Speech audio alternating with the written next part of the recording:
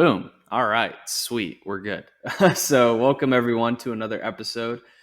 I'm with a person that I never thought I was going to actually have on the show. I've actually worked with her on some Akashic record reading and also some like business spiritual energetics. So, uh, Kimmy, the Cosmic Baddie, is a good friend of mine that I've gotten in touch with. I think it was like 7 months ago, Something like that. something like that.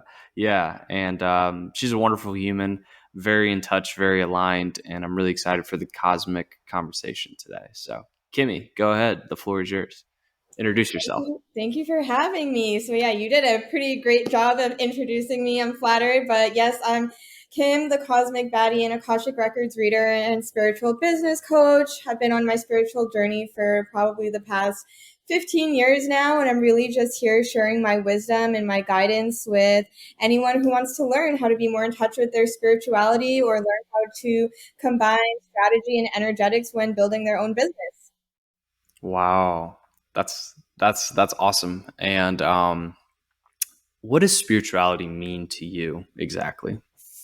Ooh, already coming with the hard-hitting questions.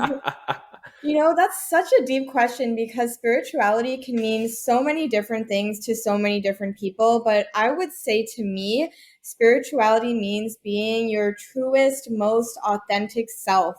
Um, and that means so many different things to different people. I feel like maybe sometimes when people think of spirituality, they think going off into the forest and meditating all day or getting rid of all their materialistic items. And that's really not true for me. For me, it's living life to the fullest, being fully present, having deep conversations, deep relationships, feeling emotions fully, and really just letting yourself be who you are and letting go of everything that you're not. Yeah. No, absolutely. That's a great description. To me, that's kind of the same thing. And I like how you said for me, you're not exactly telling them what spirituality is. You're just saying in kind of your opinion, because yeah, spirituality is definitely kind of a subjective term that people misconstrue for their own kind of gain in terms of like marketing and trying to create groups of followers. So yeah, I'm 100% with you. I definitely don't think spirituality, and this is what I've struggled with because I was, a part of a collective group that was big on, excuse me, that was big on like all this polarity with like spirituality and like don't drink, don't smoke weed, don't do this, don't do that. Fully devote yourself to like making money and like doing all these like kind of culty things. And, I think we'll delve into that a little bit more. But first, getting to know you better, what was like the moment where you decided, hey, I want to get into this space, even if it didn't seem like it was a space. Like, what got you into doing spirituality as a business? Yeah, great question. So I've always been somewhat connected to spirit and source ever since I was a child. I've been practicing manifestation ever since I was a teen, but I went the regular corporate route, worked in finance accounting for like 7 years, worked for one of the biggest accounting firms in the world. I had the quote unquote dream job, but on the inside, I was anxious, I was depressed, I was burnt out. So, I got to a point where I really couldn't even work there anymore. I was like, this is so out of alignment. So I found myself feeling lost when all my peers were moving up in their career. And I was like, what am I here to do? What should I do now? And I kind of realized the answer was in front of me all along because I actually started my Instagram page just as a hobby in university. And I was sharing things about manifestation and the law of attraction. And then when I got out of the corporate world, I was like, wait, why don't I turn my passion into something that I can actually make a living from? So I Hmm. can do this more full time. And so that's when I was like, okay, let me get serious about this. And I started hiring my own mentors, got a little bit more serious about my own spirituality. And I was like, okay, I've already been doing this my entire life, doing readings, receiving messages. So let me just refine it a little bit more and make it into an actual business. So yeah, basically because I got burnt out from being in a career where I was super out of alignment, that's where I was like, okay, something needs to shift here. Yeah, no, absolutely. I'm with you. I think the fact that you felt it even as a child, I think says a lot. I always questioned things when I was a kid, and I always felt myself. Well, actually, it's crazy because like I had this actualization. It was a while ago, but I used to write down visions as a child. What I thought were like it was in the child construct of the mind. What like angels were, what God was, like what the saints were. Because I grew up Catholic, and I actualized like a few months ago, pondering this, that I was like visualizing stuff on a very like 5 dimensional, 6 dimensional like level as a child because I was so innocent and like just pure of heart that I was able just to tap into these things that, okay, now I know I could do that as a kid. I can do this now, obviously. I'm more intelligent now. I am more aware now. So let's figure it out. And that just sounds like kind of a similar story with you in a way of like I had that as a child. This is something I can prove to other people, hey, I tapped into this at a very young age. So I think that's really dope. So you worked in accounting? Yes, I'm a Oh chartered man. professional accountant still. That's amazing. I have a brother who's in accounting, so I think it's kind Oh, of no funny. way. Yeah, you don't come off as an accountant though. Like, Yes, they're no very, offense. very, like, very different. One is very logical, analytical. You must follow the rules, and then spirituality is just like do whatever you want, very free and flowy. I think I take that as a compliment that I don't come off as a stereotypical accountant. Hmm.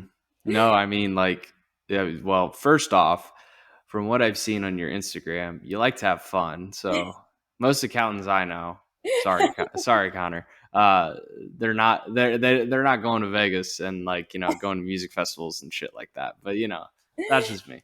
But yeah, like I definitely can see the two contrasting sides. So like how do you take both of these lifestyles and merge them together? Like how have you been able to do that so efficiently?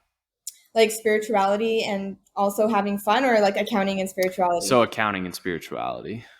Yeah, I feel like that comes back to the fact that as a human, we're multifaceted and we're not just one thing. Even though I consider Mhm. myself to be quite spiritual, I'm not only spiritual. Like you said, I'll go to Vegas or I'll go out on the weekend. So there's these other aspects of me too. Like growing up in school, I was like the quote unquote nerd who got like straight A's and like studied really hard and all of those things. Mhm. So I see it as just another aspect of my personality, but at the same time, I also recognize the limitations I put on myself when I was just solely an accountant. Like I was denying so many aspects of myself. I remember growing up, I thought you could be either only logical or creative. So I saw myself as logical and I kept telling myself my entire life, I'm not creative, I'm not creative, until I finally let that go one day and I was like, wait, I am super creative. So it's just like kind of about coming back to what I said earlier, letting yourself be your most authentic self and letting go of all these stories that we tell ourselves about how it's supposed to be or what we should be or what we think we are or who am I to be this. And I think once we Mhm. get out of our own way, we can allow ourselves to be all of the things. That's yeah, and I was about to ask you like how you balance fun and spirituality, but you answered that question very well.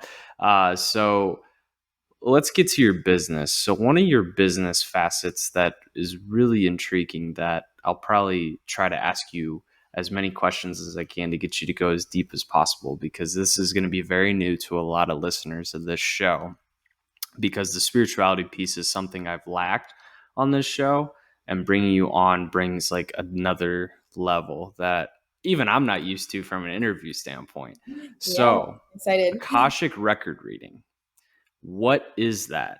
And like how do you go about it? How did you how did you go about it in your own personal life and then bring it into the business life? And what benefits, well, let's just start with those two questions. Sure. So the Akashic Records are a metaphysical database of everything that has happened, is happening, and could potentially happen. So it's kind of like the book of your soul.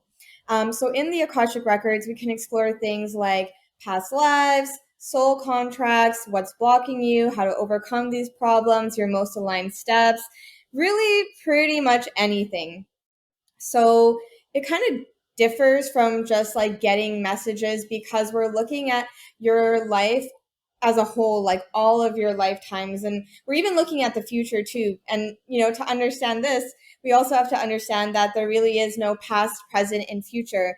Everything is Mm, happening now. We usually think of time in this kind of linear fashion or this like straight line, but I like to kind of think of time as stacked on top of each other, like past, present, and future. So all of right. these things are happening right now. We're just experiencing this moment right here because we're at this vibration, at this frequency. But the reality is, there's all these other versions of you living right now in different timelines, but you're just not at that frequency. So you're not there experiencing it. Okay. Gotcha. Yeah. And how did you kind of stumble into that space originally speaking? Yeah. So this is kind of a funny story. I was actually working with a business mentor, and as part of her package, there was a Akashic record reading included, not by Okay. her, but by this Akashic record reader. So I thought it was cool. I felt called to it, so I was like, let's do the reading. So I meet with her, and one of the first things that she tells me is that I read the Akashic records in a past life. And at the time, I thought it was cool. But I was like, there's no way. Like, that's too advanced for me. That's I couldn't accept that. But then I started thinking about it, and a few months later, I saw that she was actually teaching a course on how to read the Akashic Records. And again, I still thought, like, maybe this isn't even going to work for me, but let's just Mm-hmm. sign up anyway because I felt that call. So I did that. And, like, within like the first time we opened the records, I was just like, okay, I was able Right. to tap in really easily and everything just flowed. And there was a little exam with the facilitator at the end, and she's like, yeah, you're connected, like no worries there. And that has only been confirmed by, doing readings for my clients and being able to predict things or them saying that I was super spot on. So that's kind of how I stumbled upon the records. I guess like that's how I stumbled upon it in this lifetime, but I guess I've been doing it for many lifetimes already. Oh, that's right. Yeah, that makes sense. So I mean, I've done a reading with you. It Yeah. it Yeah. was super healing. Oh, I guess for my listeners. So Kimmy and I did a reading through a soul contract tie specifically that I severed with an ex girlfriend, which was a huge component of why I'm able to be here now, be in a new healthy relationship and be, able to conduct my business, being able to, publish a book, like having that kind of stemmed from that moment. And I found it just super intriguing when I did that first session with you, and I would recommend it for anyone, to be honest with you. So, from an Akashic record standpoint, for anyone, just anyone, um, what do you see the benefits of just doing even one session? Not even like you don't even have to do it like even with you in a sense. I want you to promote yourself right now, obviously, but like just in general, how crucial is this like spiritual knowledge for like your own just gain in life? yeah. So first, thank you for the kind words. I'm so happy that, that session served you well. And yeah, the Akashic records are life-changing for me, for my clients, for anyone, whether it's you work with me, you access the records on your own with someone else. And the reason being is I feel like a lot of us don't think about nor do we understand the impact that past lives have on us. And I feel like the Akashic Hmm. records really allows you to access that because what happens is these versions of you that live these past lives, well, they're really living the life now, even though we say it's in the past. As I mentioned, everything is happening now. So these versions of you are still influencing you in the present moment, but you may not realize that. So, for example, if we use like what you just talked about, how you were still kind of connected to this ex partner, that version of you was still kind of stuck in that timeline, was still feeling those feelings, was still even experiencing maybe some of the unpleasant things that happen in that relationship. So by going into the Akashic records, it's like we're almost connecting with that past version of you.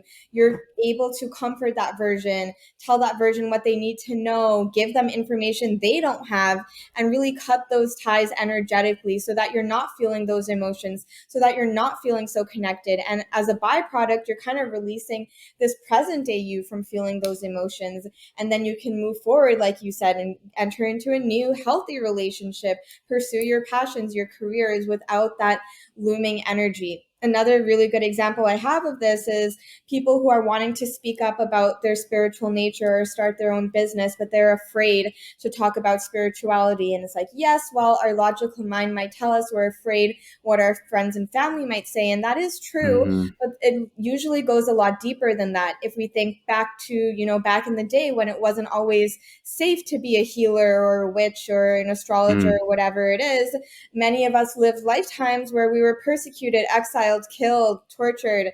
So when we try to talk about spirituality in this lifetime, our body still remembers that pain, that fear, and it's almost like we aren't even able to talk about it. So by going back into that past lifetime, healing that version of you, giving it safety, telling them that they're safe, and really cutting those energetic cords, now in this lifetime that fear dissolves. You're able to talk about what you want because you've really like released that version of yourself. And that's really just one aspect of the Akashic records. I talked about past life, but you can really dive into anything, like even a present day block, for example, to starting your business might be tied to a past life you had in poverty where you weren't, it wasn't safe to take risks. Like there's just so many different avenues you can explore. mm. Wow. Yeah. No, absolutely. It's pretty crazy. It's almost never ending, to a sort, but that's the constantly, evolving change.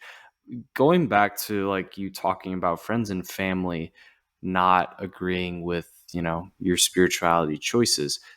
Have you ever, did you ever have any pushback when you were starting this, like from friends or family? Yeah, so it's funny because in childhood, so I'm an Indo Trinidadian woman, and I lived in a space, Vancouver, at least back then, where there was like no other Trinidadian people. So I grew up pretty much feeling isolated, ostracized. And although that was difficult, it has helped me as an adult, especially in this past, because I'm already at a point where I was like, okay, well, fuck it. Like, people have already been judging me, isolating me for so long. I might as well do whatever I want, especially as an adult. I'm not a child anymore, so I have that confidence. I'm more grounded and established. So, to a certain extent, I didn't give a fuck. And I also am really grateful because at least my true friends were very supportive. My Right. parents and immediate family were also supportive. Maybe there were a few, you know, far off family members that had some opinions about what I was doing. But Mm-hmm. again, I was kind of at a point where I was like, okay, well, my purpose here is so much more important than anyone else's opinion. Like, am I not going to do it just because this like random person has like a negative opinion about it? Like, no. So that's kind of my headspace. But I know it can be difficult to really speak about certain topics or esoteric things. So I would really just ask yourself, what's more important? Living a life that's true to you and doing what you know you're here to do, or wrapping yourself up in the opinions of others. Yeah, no, absolutely. I I resonate with that, and you know, it's difficult to make the leap sometimes because of friends or family, but then it's also when you make this decision to go on this journey spiritually, like the people that disintegrate from your circle are meant to disintegrate because they're not willing to do the hard shit that you're doing, and honestly, it takes a lot of courage to think outside the box because I always thought in the construct of, spirituality is Catholicism or spirituality is church, and that's only priests and like lay people can like have that energetic connection to God. But in reality, like it's within every single one of us. So yeah, no, that's and also crazy. So I guess now, since you're in Canada still, are there more Trinidadian people around or no? Not necessarily in Vancouver, but there's a few more, and like social media has made it a bit easier. And it's funny what you said too. Okay, Like I cool. was also raised Catholic, so I can relate to just having a certain view of what God was or what spirituality is, and then walking the spiritual path and realizing no way, we're all like mini expressions of God of sorts. There's no chosen one. Like we're all equal, and we're just connected to varying degrees.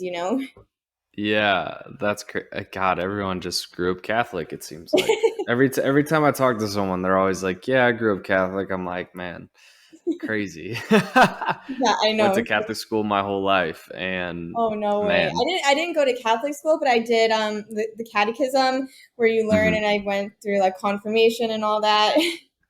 Yeah, yeah, exactly. Like you did the first communion, Yep. all the Yep. fun ritualistic shit that you look on, and you're like, might be a little culty, but that's all right. Yeah, agreed, agreed. It'd be like that. So, so you grew up in Canada, you still live in Canada. So is Canada like just you think that's your place to be? Like your forever home?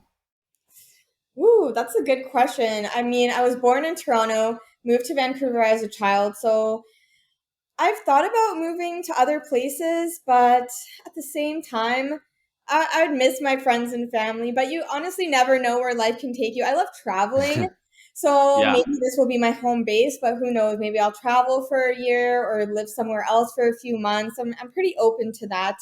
But yeah, that's a hard question to answer. I'm not sure. I do love coming to the States as well, so you Right. never Yeah, know. no. Yeah, I see you like going to Vegas. Do you like going anywhere else besides Vegas in the United States? Oh my gosh, yes, I do go other places besides Vegas, Scottsdale. Scottsdale. No, I've been to like a lot of other places, outside the U.S., Mexico, Thailand, Trinidad, obviously, all over Right. Europe. So, yeah, I really like traveling just in general. Wait, so do you have family in Trinidad? Like they Oh live yeah, in like Trinidad? the majority of Okay. my family still lives there. Only a few Oh, people. wow. Okay. Yeah, Cool. yeah. Damn. So do you visit there like yearly or is it kind of like a every Yeah, once in a I try while? to go every year. I've been fortunate Okay, enough to cool. go back all the time, but it's really never enough. Like even if you go back once a year, that means you're seeing your family only once a year, right? Yeah, exactly. No, that's pretty crazy. That's pretty Yeah, crazy. yeah. No, that's cool. That's cool. And taking this spiritual jump, is definitely not for the weak. And were there ever points where you felt like you maybe that you weren't lonely, but were there ever points where you felt like, man, I'm doing this like on my own, or did you always have like a support system? Oh yeah, we can use the word lonely. There were lots of times where I was extremely lonely, isolated, questioning my path, and you kind of talked about it before how, Hmm. when you start walking the spiritual path and when you start doing the healing work, there are going to be people that fall out of your life. And there are so many changes that happen when you start walking the spiritual path. One, your eyes are awake to everything going on, how we've been programmed, how the whole system is pretty much like against you, and you have to unlearn everything that you know. And Right. you feel so different toward, like, compared to everyone else who isn't aware of these things. So you have to like grapple with those two things. And then when you also start your healing journey, realizing how maybe things that happened in your past actually weren't okay. And then you have to go back and do the work. And then you have to deal with everyone else's opinions. And then there's like this huge purge that happens where people fall out of your life and things fall Yeah. out of your life. Maybe you lose your job, maybe you lose your place. And you always have to remember it's part of the divine plan, because when things fall out of your life, it's only making space for better things, better friends, better relationships, better jobs, better Hmm. accommodation. But yeah, there were many, many times where I was in like, there are different stages of the spiritual awakening, and maybe your listeners have heard of the dark night of the soul, which is probably the most challenging part of the spiritual journey. And we can go through Yeah. multiple dark nights of the Oh soul. yeah.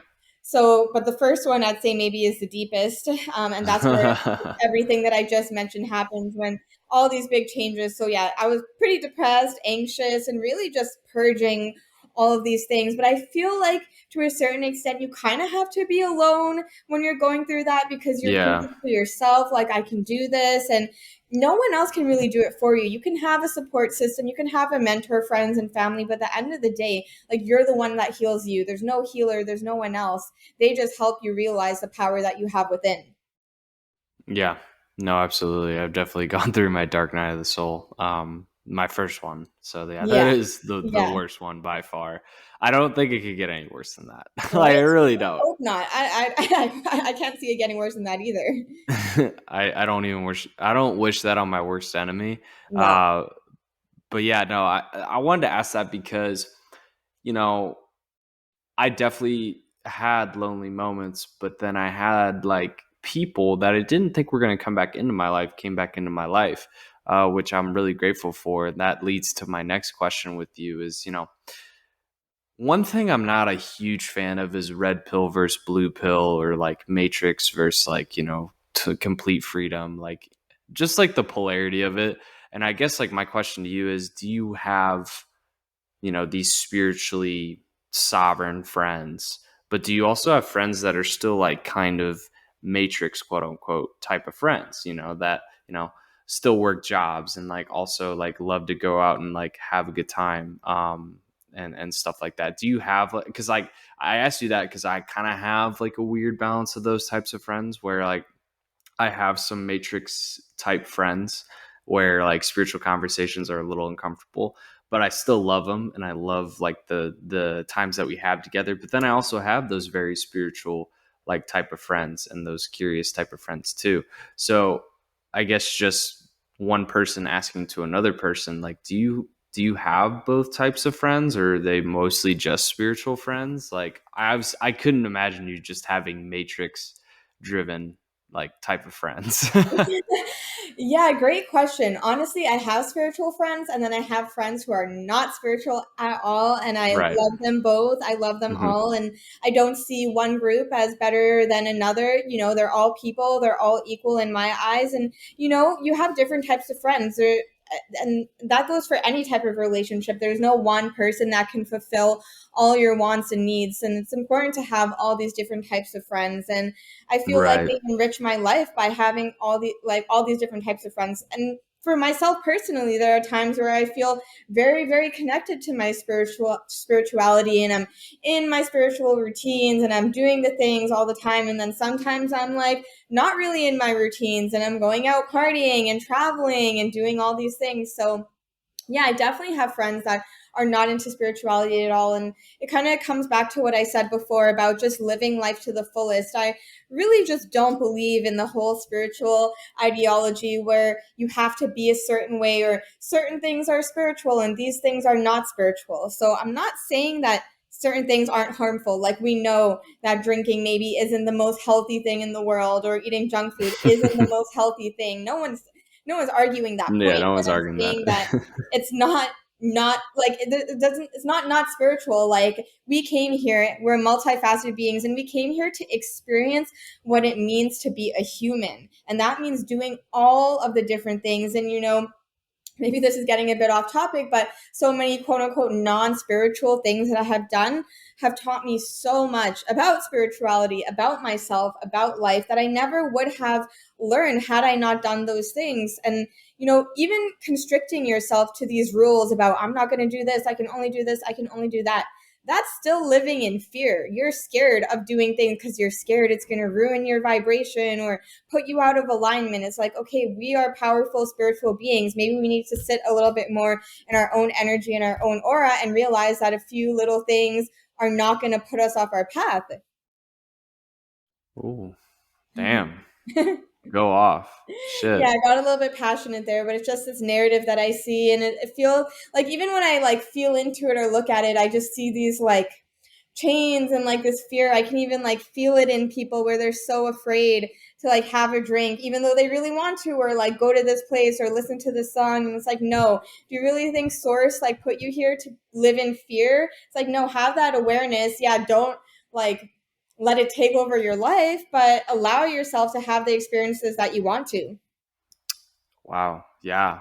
That That sums up a lot, because I really, when it was when I was a part of this collective group, I really got into that hole that, like, it was kind of a fear based thing, and it's interesting because I was talking earlier with someone else about sobriety in general, and like, I go in spurts. Like, I go in spurts of sobriety, but then I go in spurts of, like, I have fun or I have a glass of wine, like when I just eat dinner, like, casually, like, I go in spurts.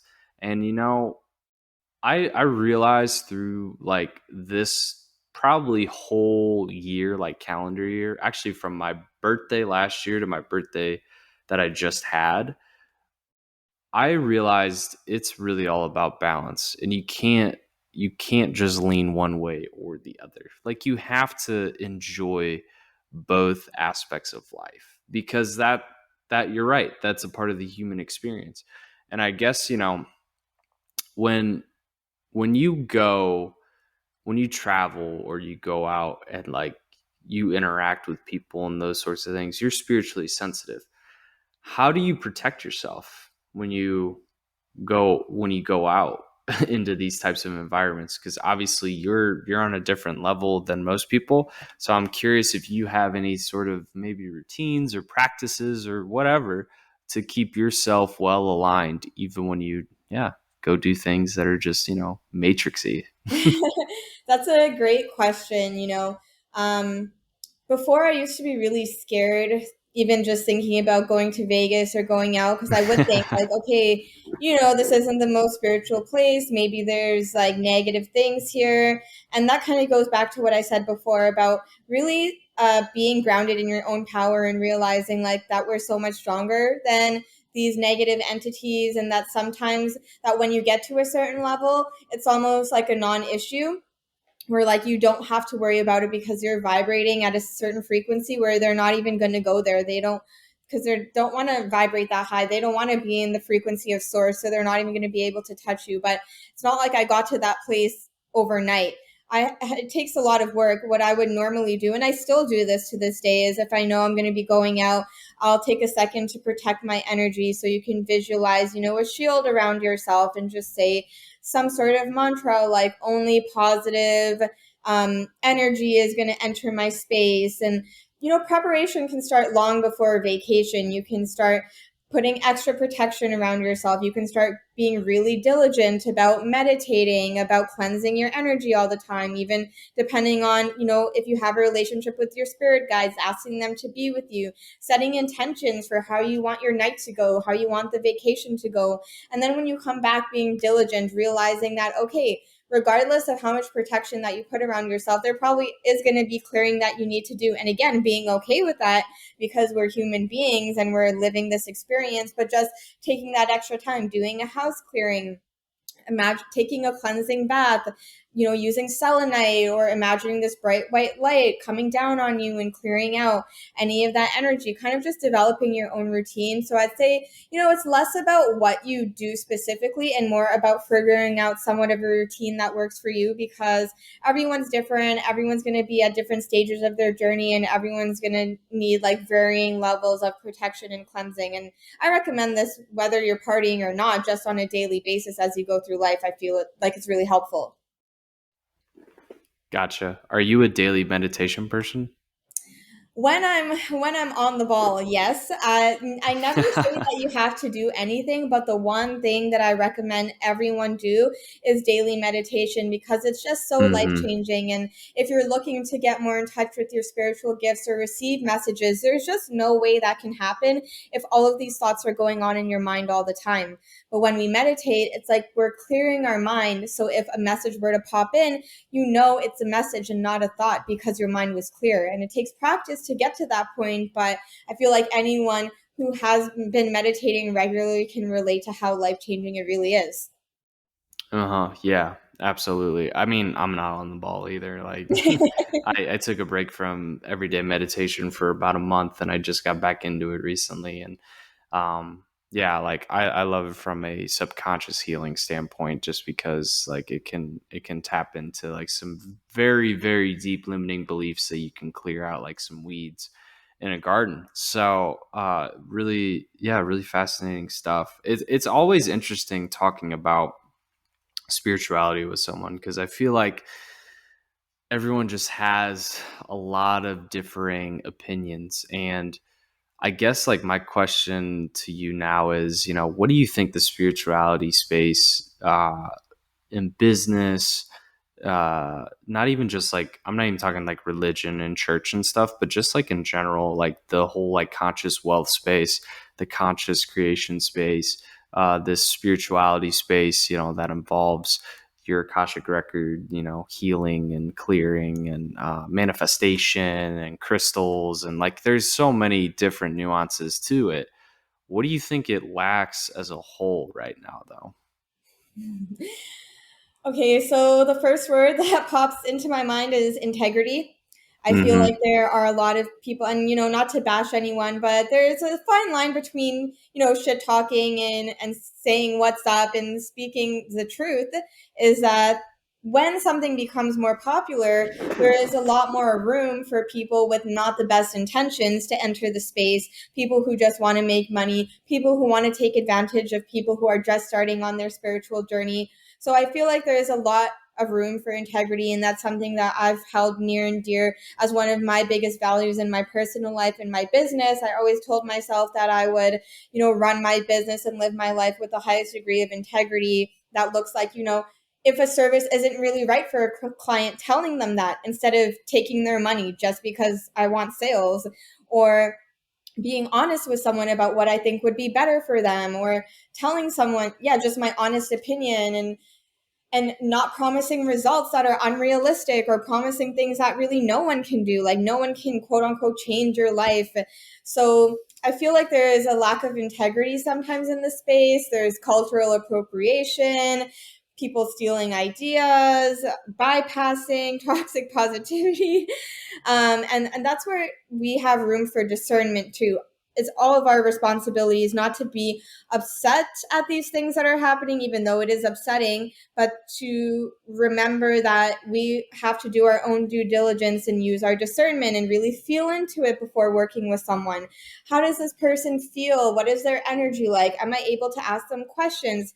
Are they knowledgeable? Are they receptive to my questions? How do they make me feel? Are they pressuring me? And really just letting your intuition guide you and use that as a compass. Yeah, a little off topic, but yeah, I think there's a lot going on in the spiritual world right now. Yeah, no, absolutely. Can you, if you're comfortable sharing, are you able to name some instances where you've seen the bypassing, the toxic positivity? Have you been able to, like, has it happened to you personally from like a transaction standpoint, or have you just seen it with people's content? And are you able to open up maybe a little bit about like how people portray themselves or how they act? Because I guess like the reason I asked is because I've witnessed holistic health coaches that take steroids, they take Anavar, and they preach being healthy, like fully holistically healthy, eating good foods and all these things, and they're taking steroids to get jacked.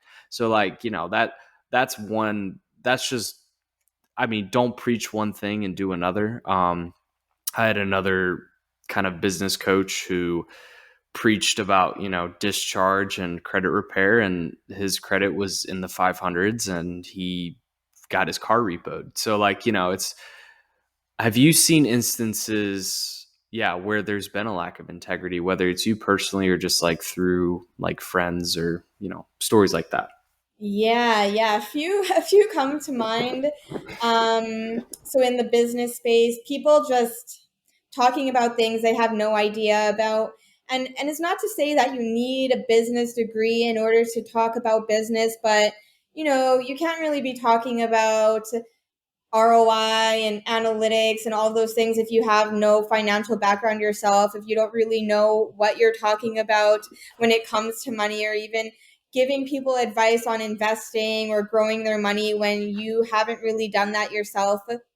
That's more in the business space. But in the spiritual space, what I've noticed is a lot of bypassing when people say, I'm just owning my truth and I'm just speaking my truth. But they're really harming other groups. And the the discussion of cultural appropriation is a very nuanced and really long one, but what I think about it is that it's not that other people can't practice yoga or can't do certain things, but there is a degree of responsibility to learn the right practices, to give credit where credit is due. Like, I'm sorry, but if you're preaching that you're doing yoga but you're like half naked in front of like a statue of God, like, what are we really doing here? That doesn't really seem respectful to the Eastern practices where it came from. Another one that comes to mind is someone that recently moved to Hawaii, a white woman. And we know that the people of Hawaii have pretty much said that they don't want anyone else settling on the land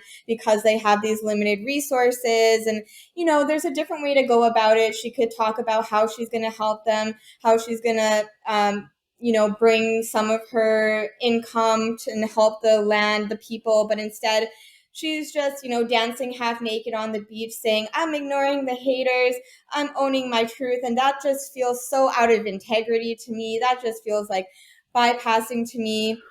And those ones might be a little, I mean, she definitely knows what she's doing, but those ones might be a little bit less intentional. But if we even think about some of the greatest spiritual teachers, a lot of really big spiritual teachers out there are actually, more on the path of darkness, if you want to talk about it like that. And when they talk about their teachings, a lot of what they're saying is false, or they're giving people wrong information so that they're giving up their sovereignty, or that they're opening themselves up to negative entities. And what someone says, like, it's never going to be fully a lie. It's going to be mostly the truth with a little bit of lies sprinkled in. And that's where like the discernment comes in. So yeah, there's a lot of examples of like lack of integrity, lying that I've seen. Beautiful. Thank you for sharing. I know that's not the most comfortable thing to talk about, but I think it Yeah. needs to be said because, truthfully speaking, I've encountered a lot of these people, and a lot of them tried to prey on me as a person, which is weird because I never thought I'd open myself up to people like that, and I did. Um, like I had this person try to come in and tell me, I'll teach you how to like basically run a high ticket, like create a high ticket item as I'm creating my one-on-one coaching program behind the scenes. And this person wanted to charge me like 3 grand, like a month to meet like, I think collectively like 3 hours, like 3 hours a month. So it's charging like $1,000 an hour. And I'm like, wait a minute, as a guy that's like studied macroeconomics, microeconomics, finance, and like all those things, I'm like, how are you valuing at like this amount? And you're going to tell me like, what's my ROI going to be on this? And then there was no explanation. And I was like, it's just preying on people that like want freedom and sovereignty, and they don't know where to go, and they fall into these people's laps, and I think the phrase that I've gotten the most from people like that is you're projecting. When I've clearly stated this is what is being received by people, and the common phrase has been you're projecting, and I'm like, no, I'm not. Like, I am telling you what I am receiving, and also what other people have received and told me as well, because people like to, I think one thing that's interesting about me is people like to confide in me and like to open up to me. So like I've had a lot of people open up to me just about these different gurus, quote unquote, that have tens of thousands of followers on Instagram and have these large groups of people, like hundreds of people, and they're charging like thousands of dollars to like get your time and attention. And then they go in there and I mean, they have some knowledge, but they make these big promises like you're gonna 10x your income, in like 6 months, and stuff like, or you're gonna 10x your net worth. And that's like such a unreasonable thing to say, just because of how long just things take for you to get there. So yeah, when I've brought it up, you're projecting is one of the things that I've heard. Yeah, I've also So heard like if you didn't get the results that you want, you were in fear, or you had blocks, or you had limiting beliefs. There's no right. accountability on the coach a lot of the Mm. times. And yeah, you But talked you about, have to be accountable. Exactly, exactly. Especially if people are paying you thousands of dollars. And I mean, ethical pricing is a whole other topic, but you know, Yeah. I've seen people say that if like one of the most like predatory things I've seen is like if you really wanted the freedom so badly, then you would take out a loan, you would put this coaching on your credit card, put yourself in debt in order to take this coaching. And it's like, how toxic is that? Why are we telling people to put themselves in debt or put themselves in a negative financial situation to do something that is honestly a Hmm. luxury if you're not even able to pay for rent or pay for food? And like, you know, I see how they're trying to spin it, that if you really believe in yourself, you'll take this leap of faith, but not everyone's nervous system is going to be able to handle that. Not everyone's body is going to be able to handle that type of risk. So, you know, as a coach, that you're already setting your client up for failure. And it's just like, yeah, super unethical. Yeah. No, that's great. And I was the accountability thing. Um, it's funny you say that, and the reason I joked is because I've had people say like you got to be radically accountable for your actions and yourself. But then when you voice a concern, they are like, "Well, that's not me." It is you. Like this is a reflection of you. And like it's just crazy that it's almost like the rules to be or are not for me, or however the saying goes, the rules to be are not for me. Like it's crazy because like these people just, like you said, they bypass any ethical rule, law, not even just in commerce, but just in just being a person. Um, they just bypass everything, and then they just throw it onto you, and it's just like I'm not going to take any.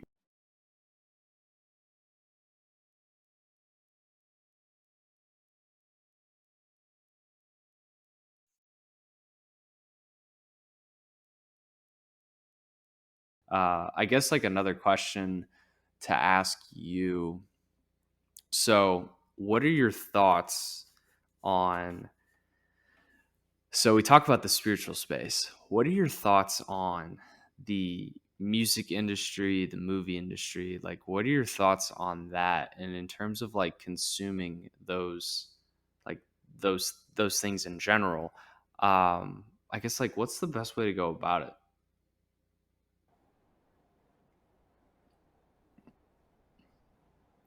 Yeah, that's a great question. So, yeah, Hmm. most mainstream artists' music, even ones that I personally enjoy, are, you know, negative. They are ritualistic. They're programming you when you listen to their music, when you go to their shows. I mean, even just looking at some of the most recent concerts, I even went to Yeah. Drake and he brought out Travis Scott for the Vancouver show.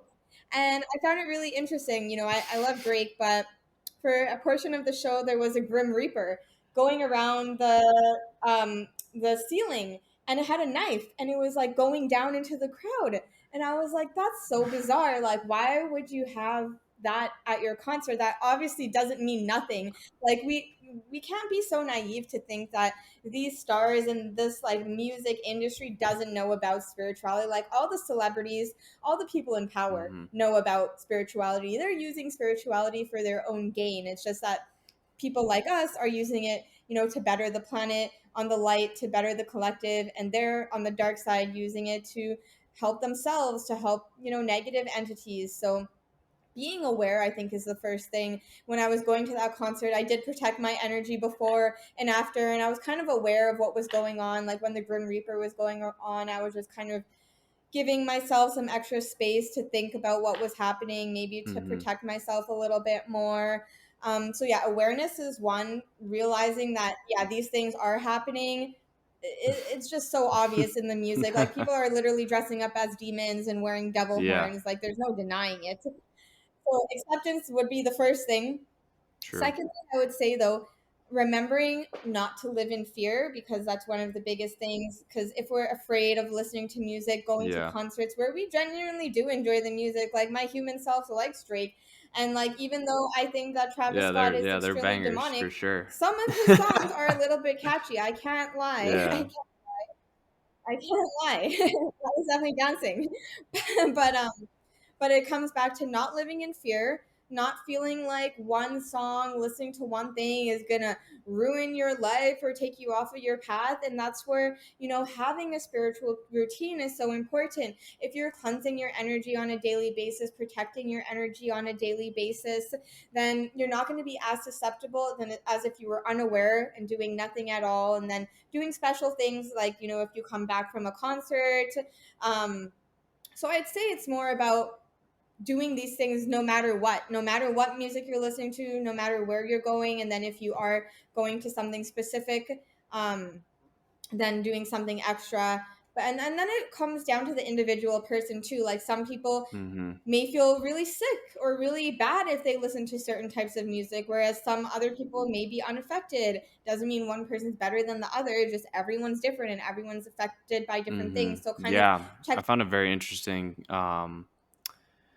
My therapist went to see Taylor Swift, and um, I had another person who saw Taylor Swift, and they were like sick for like a week, and they just like felt ill. They felt really low energy. Like they felt awful after going to the Taylor Swift concert. And I found that interesting because I'm like, I've been to music festivals, and granted, like the bass EDM that I've listened to has definitely sucked a lot of energy out of me because it's very angry. It's a lot of anger. Um, but I like when I went to house EDM festivals and stuff, like I felt good. So like I definitely know that like there's a reason like music should not make you feel that way. So I just kind of wanted your take on it because I've struggled with like I used to be a big Drake listener and a big Travis Scott listener. Now the only really mainstream guy that I still listen to heavily is probably Kendrick, just because Kendrick doesn't really fuck with my energy flow. Uh, but yeah, there's like really good songs by Drake, Travis, Lil Uzi, like all those people that are occult people. But like it's almost like how do you balance that? Because I've found it hard to balance it myself, and like I've seen some of the Hollywood documentaries, and I've seen some crazy shit, and like I've heard about some crazy shit too. So like it's definitely had an effect on me where I used to be polarizing, like don't ever listen to this shit ever again. But then it's like people are going to listen to it regardless. These people are still going to make money off of it. Like it's never going to just end or collapse, I feel like. So it's almost like how do you just live in a world like that, and that's just I think what a lot of people, and to sum up our whole discussion, I feel like today is like we're going to have to live in this world whether we like it or not, like in terms of like the spiritual, battlefield. Like there's always going to be things that are uplifting, and then there's going to be like things that are just putting you down. And it's just like you got to find a way just to balance it because you can't like fully shut it away. And I think that's what I've actually come to realize. Yeah, yeah, totally. And I feel like at first when you realize everything going on, how like the music industry is manipulating you, our food, the government, literally everything, it's very scary, disheartening. It kind of fucks you up realizing all of those things. And then, Yeah. once you calm down, go through some healing, figure out your own routine, your own energy, and you navigate it, how I like to think about it is it's almost like the biggest fuck you to them to go out and live your life and go and do these quote unquote, negative things and just not be affected. Go to the Drake concert or Travis Scott concert and come home and do your cleansing and be like, yeah, I'm totally fine. Like what you did had no effect. And again, like it takes time to get to that spot. I can relate to, there was a time where I couldn't even listen to certain types of music because I was so affected. And then now where I am in my journey, it doesn't have as much of an effect. And that's where, I am today. But I think it's kind of about realizing like, fuck it, I'm going to do what I want because I'm so powerful. I'm so of the light that they don't even have an effect. Like anything they try to say or do is powerless. And Hmm. I feel like that's where, hopefully one day we can all get to. And I think, yeah, that's like the biggest win that we could have. Yeah, absolutely. Just having that acceptance, and then also like moving forward with like a with a positive life changing, maybe business, like, because like that's another thing too, is like the corporations that run the world, like the only way to control that is like you either have to stop consuming it or like you stop working for them, and that's just gonna that's it's a hard ask. You're talking about hundreds of millions of people, like just saying no, and saying no to like situations where they don't financially have the means to do that. So like it's like taking it with grace, and that's why, like we said earlier, not thinking we're better than anyone spiritually, because we're not. Like I truly believe that mindset every day. Like I don't think I'm better than anyone. Like I'm Coop, and you're Kim. Like that's just how we got to operate. Yeah, definitely not better than anyone else. And really, everyone else is just a reflection of you. They're just a different version of you in a different expression on a different timeline. And we're all just finding our way back to source, where is our end resting place, in my opinion. And we'll all get there eventually. And that's why it's so important to treat everyone with respect and kindness and compassion, even if they don't understand your views or where you are, or they argue with you or whatever. Just remembering, like, hey, that's me at a different point in my life. And they're going to figure out their own journey eventually. Yeah. So your services, can you give us the full scope and any new offerings that you have as well? Because I obviously have seen one of them. So, what offerings do you have for the general public, and how can you be found? Yes. So mainly I do Akashic record readings and spiritual business coaching. You can find that on my Instagram at the.cosmic.baddie or my website www.thecosmicbaddie.com. I just launched my spiritual business mastermind, where it's going to be a 16-week program. Every week I'm going to be launching a new module, and we're going to be going deep into every single area and aspect of business, from your offers, your content, your audience, financial competency, systems, admin, money mindset, and really so much more. We'll be having group calls where you're going to be able to get tailored advice and really learn from each other, and you're going to have lifetime access. So anything I add in the future, you're going to be able to get. And it's really just great for anyone who's starting their business or wants to incorporate spirituality and strategy into their business and refine things a little bit, make it more robust and sustainable. And then I also do a few other things like clearings or one off business sessions if you're looking for that as well. Right on. That's awesome. Yeah. Love your content. Are Oh, thank you. you still making music? Yes, I'm still DJing on the side. I need to make some more time for it because, yeah, I love that as well. I'm a manifesting generator in human design, if anyone's familiar with that, which just means I'm very multi passionate. That's my personality type. So that's why, you heard a little bit about accounting, spirituality, business, DJing.